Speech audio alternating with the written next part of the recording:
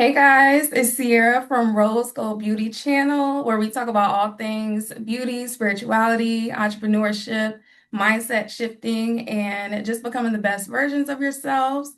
And I'm really excited about today's episode because I have a special guest. So I have 19 Keys with me today. And this is actually our second conversation. So we had an interview before, but I was having some technical difficulties. So I'm really glad you're letting me redeem myself. So yeah, I have some really dope topics I want to talk about today.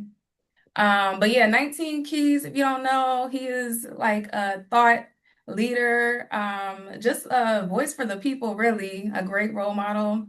If you want to kind of do like a little brief introduction, because I'm sure you can explain better than I can.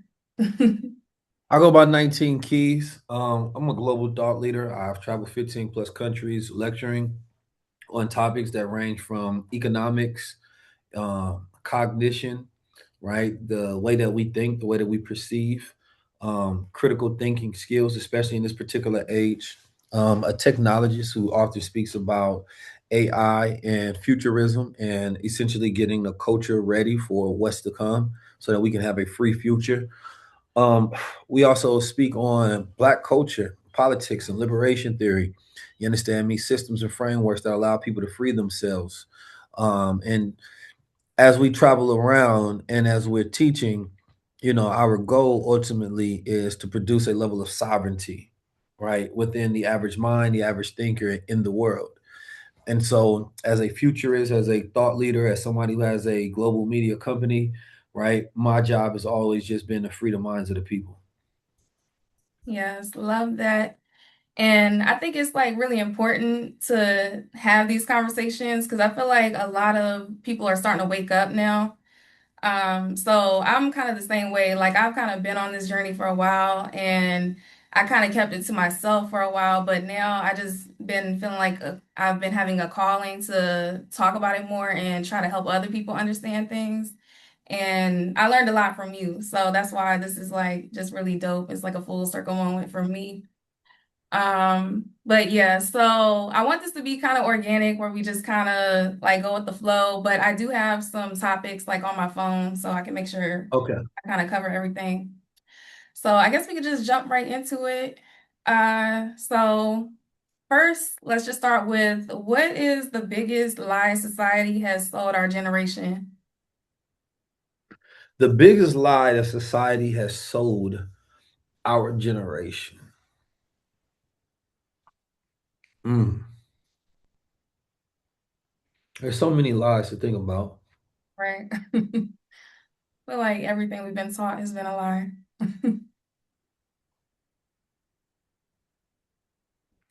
I think one of the biggest lies for we had to unlearn, specifically in our area for our generation, right, is the belief that the system itself, you understand me, was ever meant for us in any sort of capacity, right? And I mean all systems, whether we're talking about academia, whether we're talking about banking, whether we're talking about these technological systems, they're working in perfect rhythm and harmony as to the purpose in which they was intended for. They weren't made for us, specifically Black people in America, right? These systems were made to harm us. It was made to create blockades to keep us out, not to create a pathway to let us in. So even if we're looking at the term Black, right?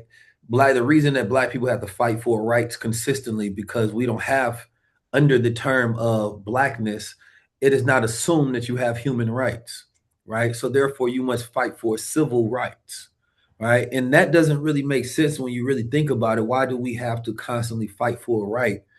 Because it is not an inalienable right that we automatically have under the assumption of the law when whiteness is. And so I think that this idea that we're somehow was ever going to have a level of equality in this country and that there's ever going to be a peaceful revolution, right, is probably the biggest lie. That there will be no revolution, there will be nothing unless there is a complete liberation of the people, of the minds of the people, right, and a new system that we build for ourselves. And so I think that there are many lies that we must unteach ourselves and unlearn for ourselves. But I think the biggest lie is any belief in the system whatsoever. Yeah, I agree. Yeah, I just feel like everything, like I said, we've been taught has been to oppress us purposely. So I think a lot of people, again, are waking up to the fact that, we have to start doing things differently if we want real change, Hmm. you know. So, do you think people fear becoming like a powerful version of themselves? Because I feel like that's why they have kept us oppressed because they know that we possess like these powers and that if we actually tapped into our potential, then we would be like unstoppable, especially as Black people. Yeah, I think people fear their own potential. I think that people will rather dream about what they can be than actually have to take the responsibility of becoming it. Because once you are a man or a woman that is actually on the journey, now you have to be held accountable for you are who you think you are, Right, right? And most people are afraid to be tested. And that lack of adversity, right, is the reason that there's not a lot of character today. There's a lot of personality, but not a lot of character. You right, have to be able to go through the adversity, the challenges, right? And these are very important. It's like today you have a large population of people utilizing ChatGPT, but ChatGPT has what they call sycophancy. And sycophancy is essentially telling you what you want to hear. It is very agreeable because it's trying to keep you on. It's trying to think about and predict, right, what you want to hear that will keep you on the platform. And this is dangerous, especially for men, because men don't need to have something agreeing with their ego. It needs to be challenged, right? You right, need to be sharpened. And without that challenge, you don't develop that grit and that resilience. So now when you go out in the world, you want everybody to talk to you like the machine talk to you, right? But that's not going to be the case. People are going to talk to you real. They're going to tell you if you're mediocre. They're going to tell you if you're making excuses. They're going to tell you if your ideas are not good and your performance is weak. And that's what's necessary in order to make a strong human being. And so there's a lack of callous on the minds of people today because they're not testing themselves, right? And so, absolutely, I think people are afraid of that potential. Young men are afraid to become men because there is no societal standard or language that is being utilized that pushes even a positive, you know, positive propaganda about what being a man is or becoming a man is, right? Masculinity is villainized in every single way that you can think of it. And so, what this does for a young boy, because I think that people are being selfish, women are not thinking about their sons, right? And a lot of these male feminists are not thinking about the young men as well. And I get that some of them may have a really good heart in the place that they're coming from, but what they're really doing is just destroying any image that the young man has, right? That he's going to need because he needs to be a warrior in this world, right? Not a warrior in the world, right? He's worrying about every single thing, worrying about bills, worrying about himself, worrying about the outcomes, worrying about the pressures of society, instead of being a warrior, right? Willing to have the courage to step into the fire even when it's hot, willing to do the thing even when he's unsure it's going to work, right? Willing to have the testicular fortitude, right, to move forward, even when there's somebody in your way that you have to push out your way to get to it, but also having the righteous balance, the moral indignation, you understand me, that allows you to direct yourself and carry yourself with, the essence of God in your heart in every decision that you make. So I think that we are afraid of multitude of different things, and I think one of them is our potential. yeah, you said a word there. I definitely agree with the whole chat GPT thing. Like, I think it can definitely be a tool if it's used the right way, but a lot of people are just taking it and, feeding their ego, like you said. And me personally, I like tell my chat GPT to be real with me. Like I tell it to like, critique me and you know what I'm saying? So I can make sure that I'm not just, like doing what it says and just hyping my own self up. Because I've always been that way. Like I feel like masculine and feminine energy is just that. It's like energy. So I do tap into my masculine energy a lot of times when it comes to like mindset because I feel like I Mhm. have like a warrior spirit or like I'm like a female warrior. I've been through a lot of things. So I like to be real with myself and challenge myself and think outside the box.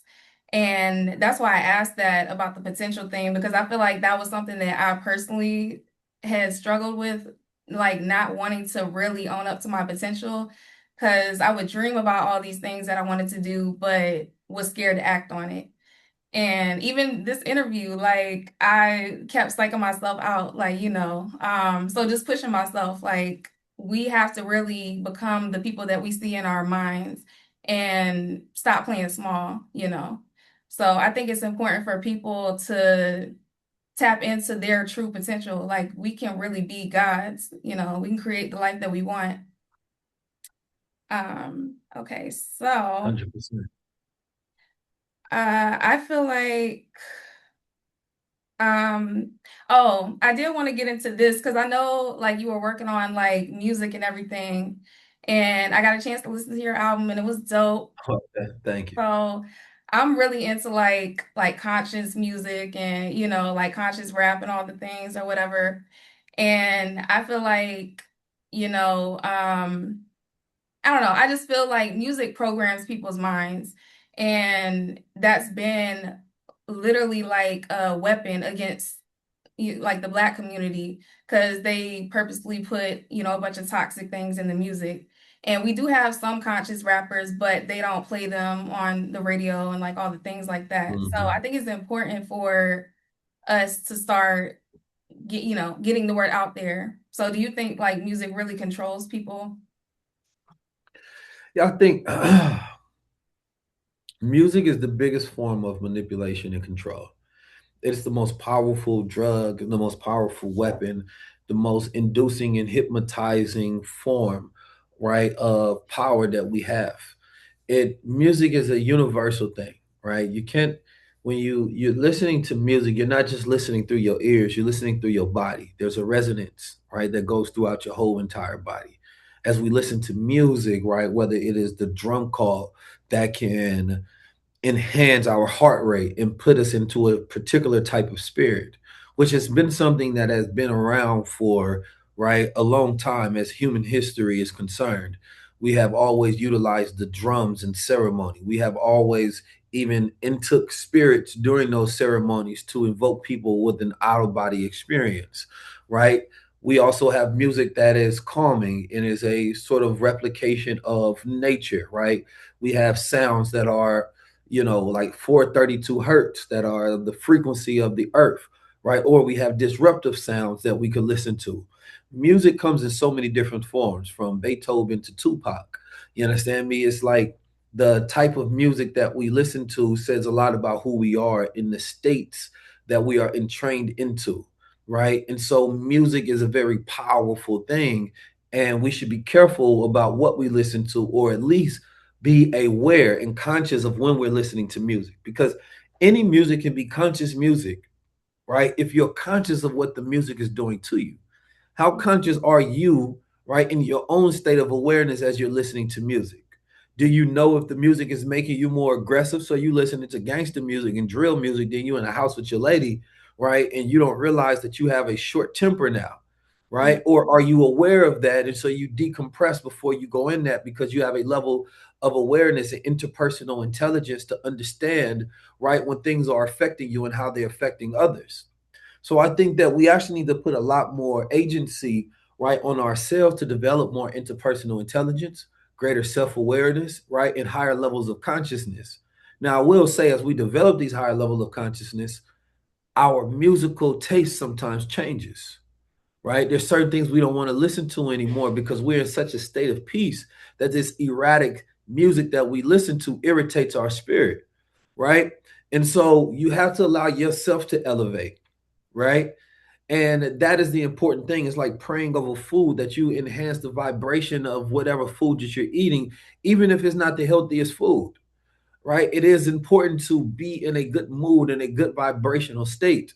So even the music you listening to, one person can listen to it and they have the lower nature and it's manipulating them into a darker path. And another person could be taking that music and directing it towards their ambition and their hustle. You understand me? To where the thing that they're going to kill is their goals, not that they're trying to eliminate another human being off the face of the planet Earth. So we can interpret music through the lens of the frequency that we vibrate at as well. Yeah. Yeah, I agree with all of that. I think like you said, it's about the intention behind it because, like I don't really listen to a lot of stuff I used to, but I do like, certain like hype type music when I'm Mhm. in the gym or like if I'm, working on something with my business and stuff, because it does get you in that mindset of like, knocking your goals out and stuff.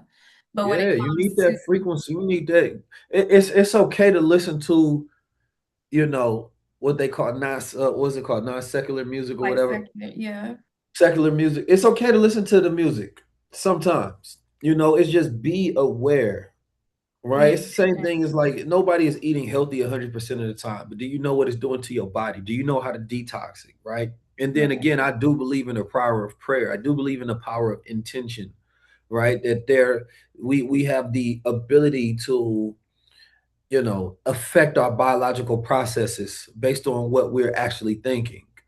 And so you can see older people that may have lived to 100 plus years, but they didn't eat healthy, but they also did not worry about the food as much as we do today. We eat right. a piece of chicken and somebody's worrying about if it's going to give them cancer, right? Yeah. Instead of thinking that this is sustenance for their life, right? And so we know that the neurological effect of our belief, right, affects our reality. So why not program yourself with a positive belief on everything that you do, right? So it starts to have a positive effect on you. And I think that we are over concerned, right? I think that we have too many worries and too much stress and anxiety. And I think that's what's really killing us. I don't think the chemicals in the food are nearly as harmful as our attitudes and our mood. Yeah. Because have you heard of like the placebo effect? 100%. The Yeah. placebo, the nocebo, 100%. So it's like, you could just be drinking water and nothing is wrong with the water, but because you keep seeing all these articles saying that, the water bottles have cancer in it, now you're going to be scared to drink water. So, whatever you believe can manifest. I'm bad. I know what that was. Yes. Okay, so let's get to the next one. All right, so what do you think is, or do you think distraction is the modern day weapon?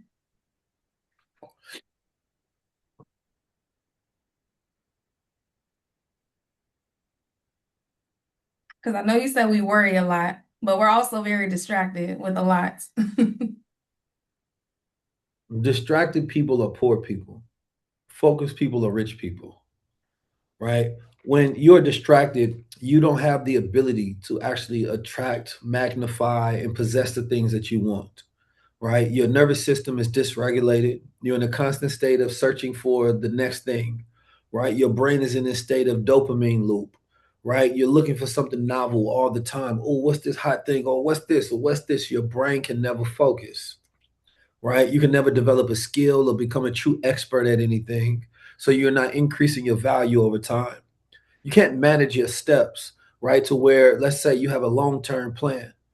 It needs a calm, regulated body and system to go step by step to execute a long term plan until it is done and also maintain motivation throughout it versus having these spikes that you're looking for.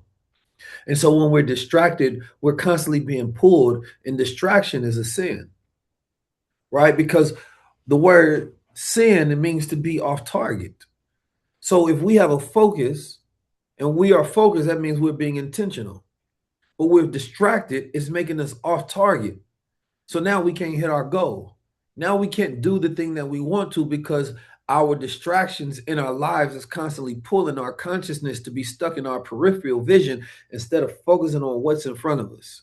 If we can say no to 85% of the things that are in front of us right now, and you can focus and on your goal, and you can commit to something for the next 60 days, right? And do a sprint, I promise you, you will get greater results in your life than you've seen probably in the last 10 years.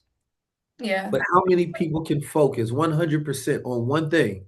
Even though everything else looks shiny, it look good, all the opportunities look great. 60 days, and 60 days is just to get you started, right? 6 months, nothing else. I said yes to this, all the opportunities will be there. But if you can't focus on this, you can't develop yourself. You can't set a foundation and structure to where you're able to produce the funds. And now you have the capital to fund all your other endeavors and interests and things of that nature. But you have to earn your distractions, Right. right? Those other small pockets and hobbies of things that you want to do, they're great. I understand that's the way your brain works. Everybody has ADHD today, and they're constantly neurodivergent or somewhere on the spectrum. But earn your distractions to get to the point where you can actually afford them. Don't let them make you poor. That part, yeah. And I'm a living testimony of that because for the past like 2 years since I got my shop, so I own a beauty bar. And when I first got it, I wasn't really prepared to get it. So at the time, I feel like I had a lot of distractions around me. So I've just been locked in for the past like 2 years and cutting out all distractions, everything. And I feel like I've accomplished a lot and changed my Yeah, mindset, and I had to get rid of a lot of people because they didn't understand that. So yeah, that's I beautiful. I That's really, yeah, beautiful. thank you. But Yeah, yeah, I that, that's really, that's that's where you find your growth. Like you, if you got 100 plants in a house, unless you like a full-time gardener, some of those plants are going to die because you're not giving them the proper attention and the proper care, right? Maybe while you're in a good mood, you can multitask very well. So maybe 85% of the plants are doing very well. You're watering them as you're supposed to. You're making sure they're getting the proper amount of light, the proper amount of sunshine, right? You're putting in the proper nutrients that the plants need, and let's say they're various different plants. So you get really good at taking care of the plants that don't actually require that much maintenance, right? And then let's say there's 15% of these plants that require you to actually be a little more considerate, right? And so those are the ones that start to die off because you don't actually have the focus for them. You just like the idea of having a lot of plants, right? Mhm. And so then it gets over time when you're not feeling good and you're not being watered, right? And now more of the plants start to die off, right? And so now you're scrambling trying to figure out, damn, I see half my plants dying. How do I then give more energy to take care of them? Because now you're stressed out because you're personally stressed out. You're feeling at your responsibilities, right? And now that stress is accumulative and compounding. And through that compounding effect, you actually stop being good at taking care of the other 50%. And then things start to die around you. And then you start developing this mindset, oh, that must be the way it's supposed to be. And this is must my era of decay. No, it is your era of distraction. And if you would have said, you know what, let me give 100% to this 20% of plants, right? They would have grown strong. It's right there within your wheelhouse and capabilities. And ultimately, and this is a very important thing for everybody that's listening, it's not about what you're capable of, because we're all capable of great things. We're all God's children. It's about what you have the capacity for, Right. right? If you do not have the capacity, then you are not able to explore your capabilities properly. And this is the problem that a lot of people are having. And the focus, what it does is it gives you clarity to know what your capacity is. So you want to focus on, let me develop clarity. Why am I doing this? What's important to me? Let me get to my real reason why, right? What is influencing me to every decision that I'm making? And you're writing down your clarity statements. That gives you direction. Once you have direction, you can be intentional. So you know where to go and what not to go. You get invited somewhere, that's not within my direction. I'm not going out my way to pick up somebody or turn it around because that's going to add extra time for me getting to my destination. Right. So now you get to say no more often because every time you say no, it represents how focused you are. Now it frees up your capacity because you're clear in yourself, you're calm within yourself, right? So now every single day, you're able to use your full capability because you're operating within the constraints of one's capacity.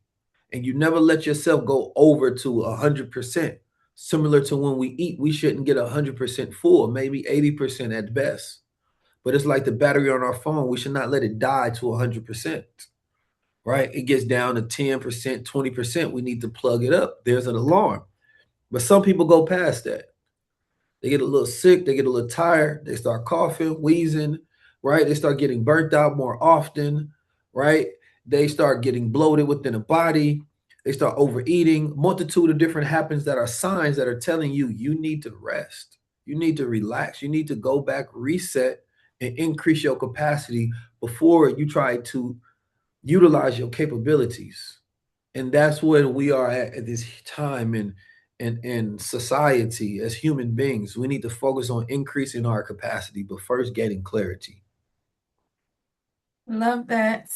And I love the whole concept of just the growth and pouring into, you got to pour into yourself before you can pour into other people. And like you said, just having that capacity to do so.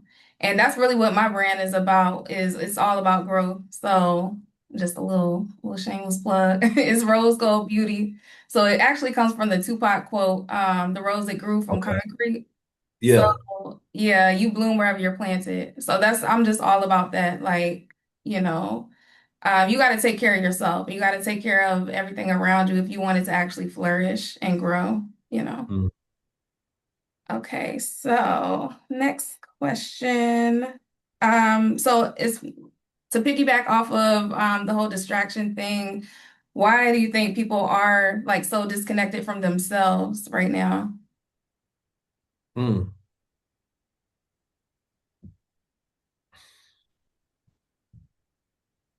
I think we are in the era of late stage capitalism where everybody, the late stage capitalism, right, gets is when the market gets to a point where the market is no longer here to serve humanity. Humanity is here to serve the market. And everything has become a product. Our attention becomes a product. Our time becomes a product, right? Our love becomes a product. Our energy, our harmony, our happiness, everything has become productized. We are trying to figure out how do we monetize everything. And so we are focused on monetization versus focusing on meaning, right? And so we end up living a life where we have a lot of money, but not a lot of meaning. Right, And when you chase money, right, instead of follow meaning, you burn out fast.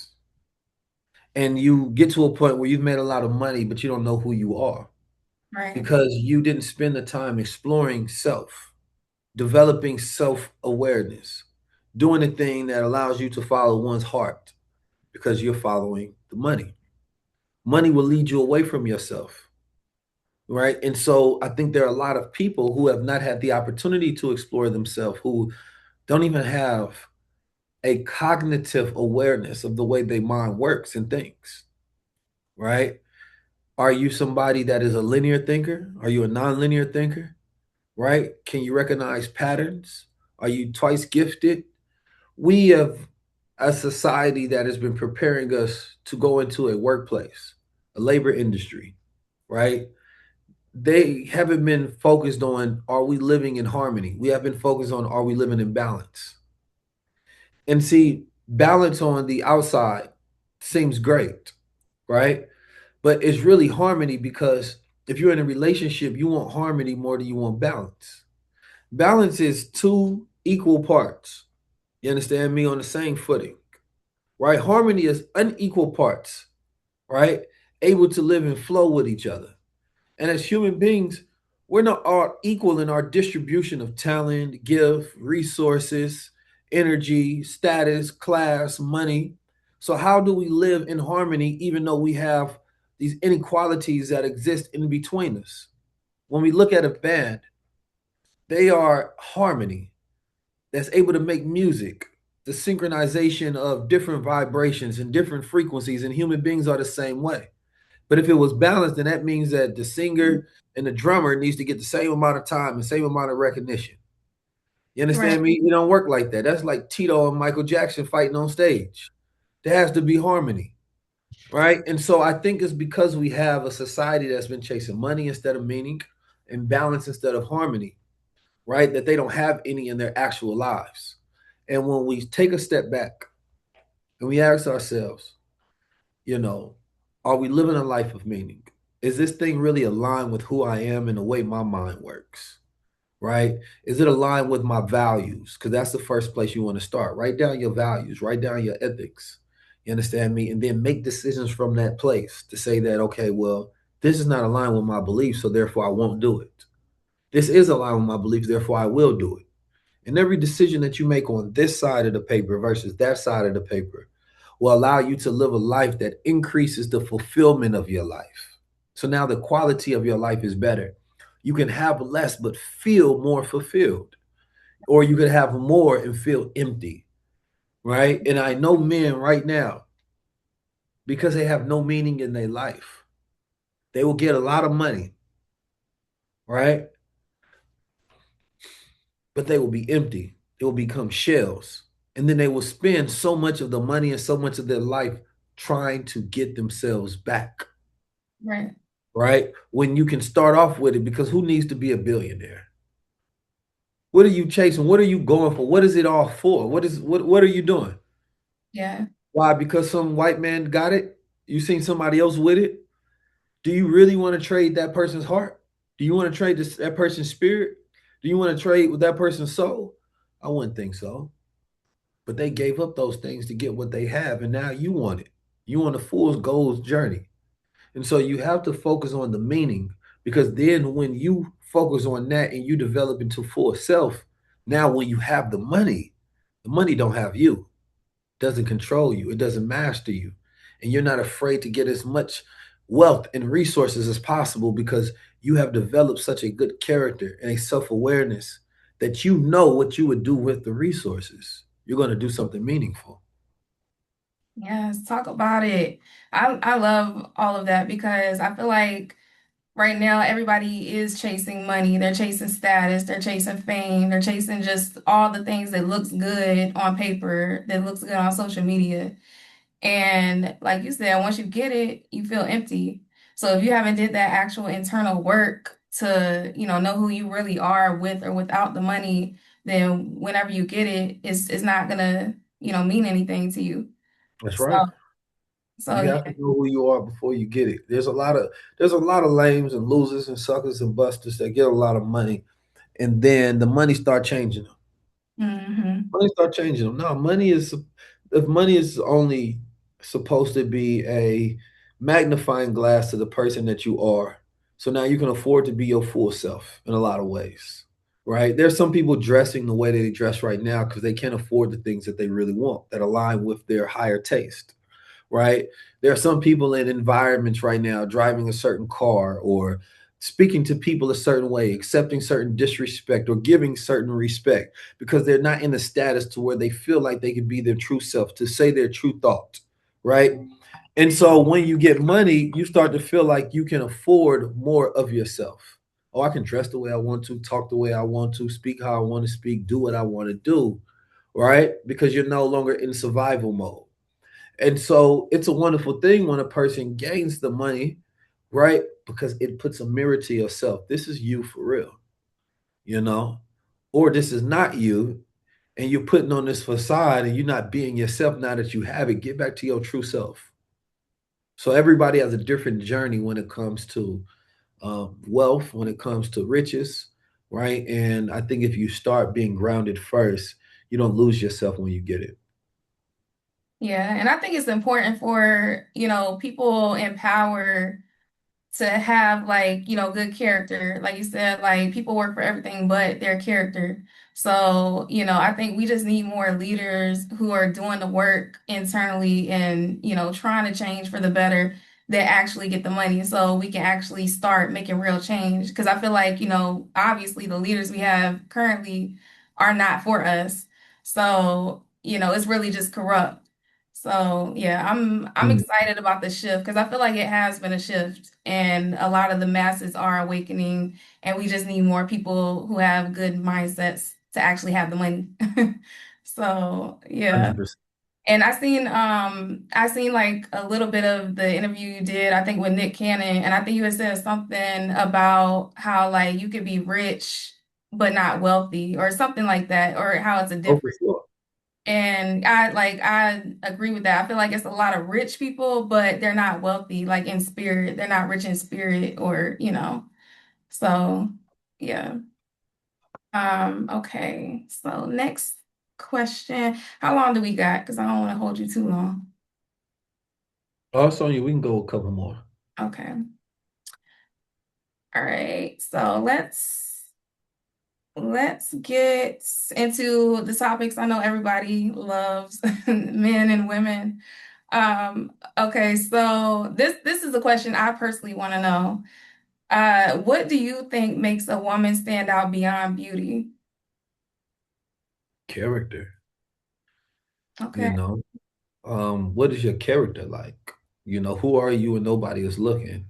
You know, what's in your mind? What's your intellect like? Do you know how to think? Do you read? Or do you actually have interests? Beauty is it's an exterior layer. It's what attracts a man, maybe initially, but the qualities that you have, the essence that you have, right? Who you are as like a full human being, those are the things that are the most valuable, right? Like when a man calls a woman a female, right? The whole idea, women don't like that, of course, is that you are thinking about who a person is based on their biology. So you're a female, so I'm attracted to you. You have breasts, you have ass, you have these characteristics that I like. You're a female, but what about who are you as a woman? Right? right, What are your virtues? You understand me? What are your values? What are your morals? Right? Um, are you a woman that brings great peace? Do you carry yourself in a certain manner? Do you think highly of yourself? Right? Like those things matter. Insecurity is not an attractive feature. And there are a lot of beautiful women who are very insecure, right? right, They don't think that they're anything without these things that they have. They have to carry a purse, they have to carry a ton of makeup, they have to carry, a level of status. They need to be around these people seen as these things because behind the scenes they hate themselves. They're depressed, sometimes even suicidal in a lot of different ways. And that's not attractive, right? A woman who is calm in her spirit, calm in her self-awareness, you know, that is very attractive. Like a lot of us are in this survival mode, but I'm gonna tell you the most unattractive thing is a woman in survival mode. Not that she can't be from a space and position of climbing up and being ambitious, but the energy that she lets off. You get what I'm saying?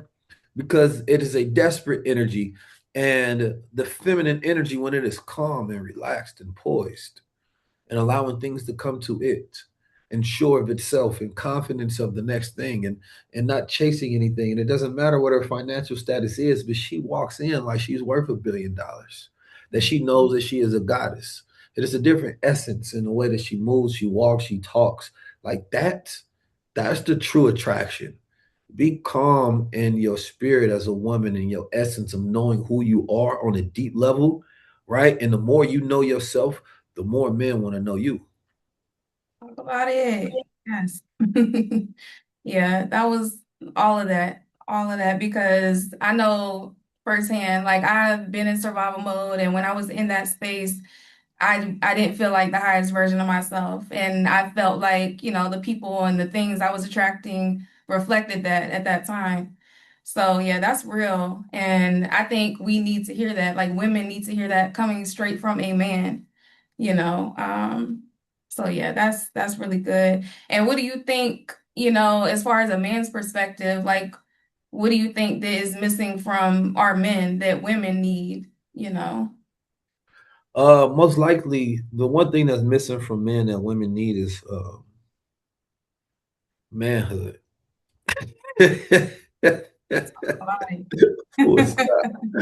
So straight up, there's a lot that goes into this consistent conversation that we have online about men and women, and it's been dragged through the mud, right? And I usually kind of just break this down in a very simple manner. Like every woman wants a real man, a man that is bonded by his word, a man that can lead, a man that is a thinker, a man that is sovereign, right? In his thinking, he is not searching for external validation, a man that can earn, not that he has to be the richest man in the world, but he know how to take his thoughts and bring them into reality. You understand me? A man that is good, right? He has a good heart, but he also is a man that can pull the darkness when needed. You understand me? To exercise strength, right? He could be violent towards the world if he is offended, but he's never violent towards his woman ever, right?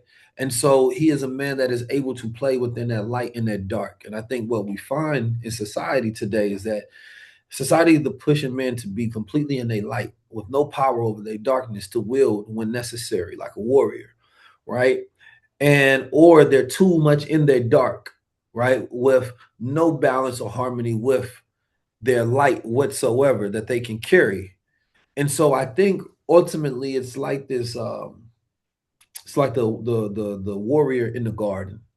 You understand me? Like not only has when he is in battle, he pulls out his sword and he does what a warrior does. He fights for what he believes in, he fights for his cause, his people, and he is 100% a warrior when he is on the battlefield. When he is out in life, he is a businessman, he's an entrepreneur, he's going at it. But when he is home, he is in his garden.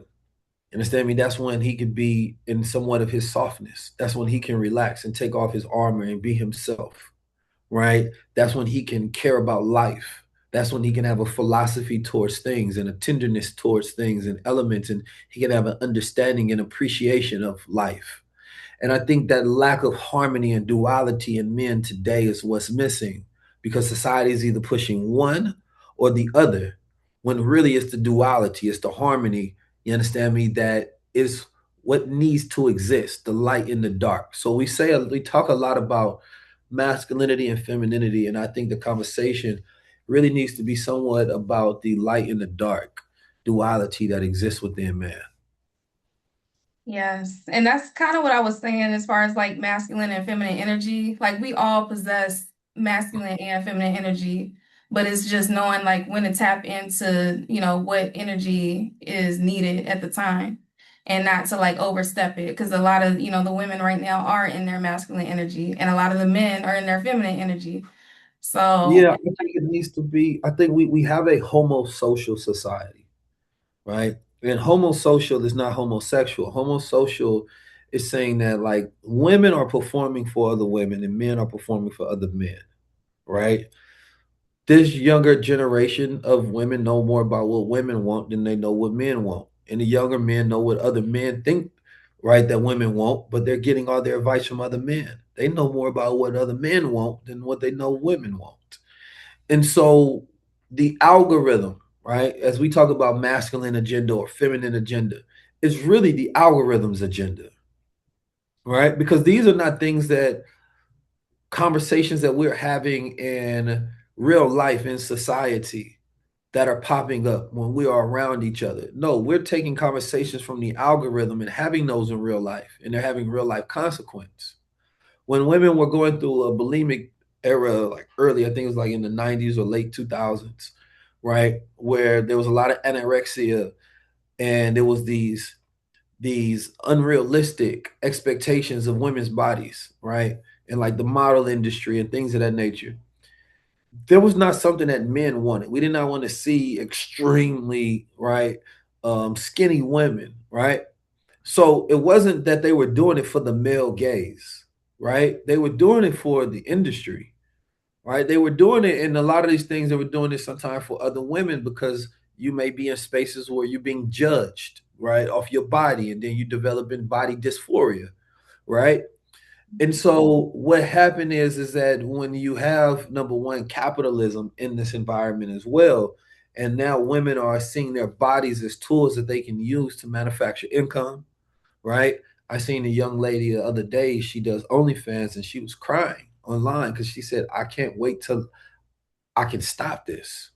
I can't wait till this is no longer something that I have to do." But she said that this is what I know because she has been sexually exploited, right, and harmed since she's been a child, right? mhm, And when we think about those things, she's learned, right, how to use her body, right, as a resource, right? And so now she's in a survival mode in a loop of utilizing this towards male fantasies, but also more so towards the market, right? The right. market will pay her if she markets herself a certain way.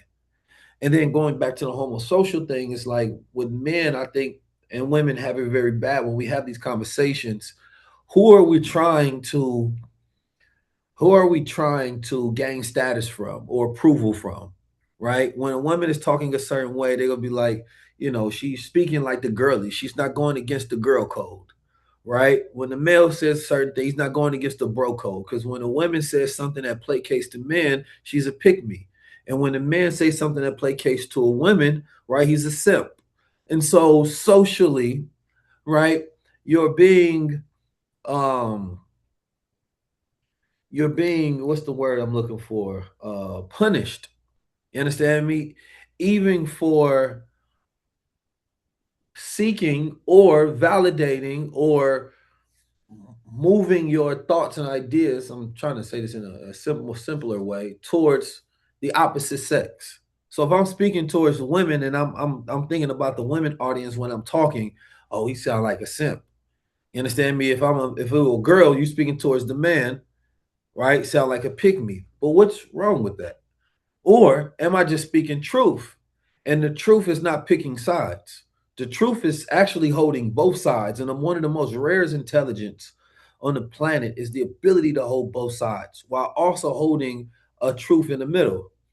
So I can see the way women think about things. I can see the way men think about things. And then I can see the truth in the middle of it all. Right. And so to be able to present this is to say that I think that we have we have a generation that was born online. They have been algorithmed to a point where they're now trying to gain status by gaining the approval of men. Young males are gaining the approval of other males. And then women are now online because of the algorithm gaining the approval of other women, right? And so this becomes a problem because now, right, we are not talking to each other, we're talking at each other for the approval of the market so that we can increase our social status, right, within our same sex groups. So I don't think these young men are doing it because they are, sexually attracted to other men. I think they want to have the social attraction, you understand me, of being seen in this status. And it's the same thing with women, right? And that is something that needs to break apart, and we need to have a better harmony and family dynamic of how we talk to each other and when we speak, and speak from the mind of what's true, right? Forget who you're talking about or talking to. What's the truth, right? And that's where a lot of the nuance is lost because we then want to put everything, oh, the women are bad here or the men are bad here. And it's like, if you were really being nuanced in that, you would actually find on both sides, right, something that you can hold up as a mirror to be like, you're doing this and you're doing this. But that doesn't work for the algorithm because the algorithm wants polarization. The algorithm wants you to hold one nuance so everybody can be aggressively against. Now you're Right. getting more comments, you're getting more likes, you're getting more appearances, even though you're smart enough to hold the opposite perspective at the same time and actually come to the middle. But the middle is not going to be polarizing, it's not going to go viral. So if I Mhm. just say bitches ain't shit, man, these niggas ain't shit, that is going to hit the algorithm because they'll be like, you talking about all men or not everybody.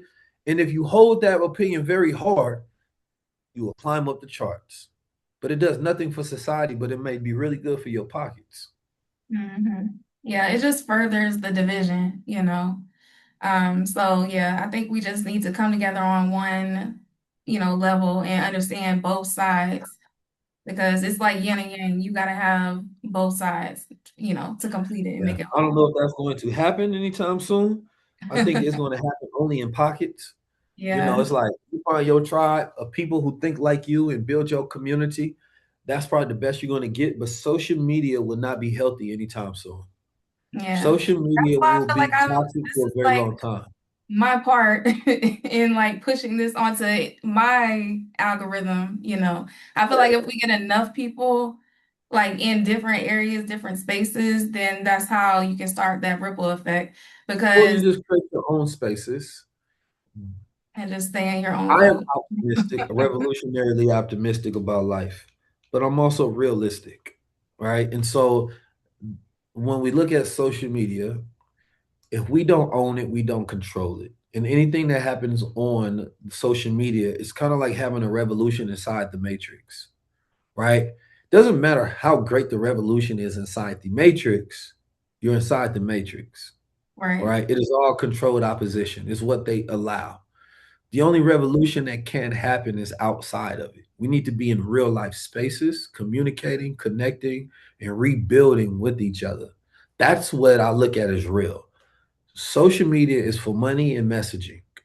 So you are either there because this is a platform that is owned by shrewd capitalists to make money, to advertise, to sell products, right? To have AI agents on your behalf working, right? Or you are there to put out a message against the current narratives, right, that are mainstream or information that you want to share. So if it's not money or messaging, I believe you're doing social media wrong at this point because it's not about being social. Social media is now like a war. You understand me? It's like narrative warfare being played out. Can your side win or will your side lose? It does have real effect and consequences, like political messaging and things of that nature. But then, are you using it and you're not making money? Then you're also missing the opportunity of what it is because it is also a marketplace. So, money and messaging are the main things you should be using. And I think that if you put out the right messages, you can still have a positive impact on the world, right? And if you think about the money that you're making, the market, entrepreneurship, and thinking about it as an economy, you're making sure not only your attention doesn't go in the wrong place, but your money doesn't go in the wrong place, right? And if I truly believe this, if you really want to know what a person's or a people's heart is and intentions are, don't listen to their words. Look at where they spend their money. Money is a language. Where we spend our money says everything about us. Who we spend our money with says everything about us. It says about the people that we fund, right? It says about what we believe in. It says about what we care about. Because we could be proclaiming, yo, I want to build black liberation. I want to build this black thing. But if your receipts don't have any black businesses on it, how Right. intentional are you? How real are you? If we go look at the black consumer power, that is $1.7 trillion. And we say, okay, well, can we be intentional with where we're spending our money, like other places and people? And if we were intentional, what would that impact and change? Right? And so we can go complain about lack of rights. We can go complain about the new digital redlining that is occurring. We can complain about Mark Zuckerberg and Elon Musk and Donald Trump and MAGA all we want to. But are we still spending money with them? Are we still spending money with corporations who are not culturally aligned with us? Once we answer that question for ourselves, then we can see, oh, we're actually buying our oppression. Yeah. Yeah, I highly believe that. Like I think that, people talk a lot about change and like they complain a lot about all the negative stuff that's going on in the world, but they're still doing the same things, still like you said, spending money in the same places. Like nobody is, well, I'm not gonna say nobody, but a lot of people are not being proactive with actually changing, like shifting things and doing things differently. Like if we really want change, like we're gonna have to stop complaining and start, acting. I agree. Um, But I've enjoyed my time here. I want to thank you, especially for having me on your platform, the Rose Gold Beauty Channel. yes, thank you very much. You definitely dropped some gems for the people. And I think, people just need to see like you on smaller platforms because I think that people can relate more, and like I said, we just need more people in higher positions that can show us different and show us real, you know. So yes, thank you for being on my Appreciate you, channel. Kiara. All right, and I will talk to you later. See you. All right. Peace. Bye.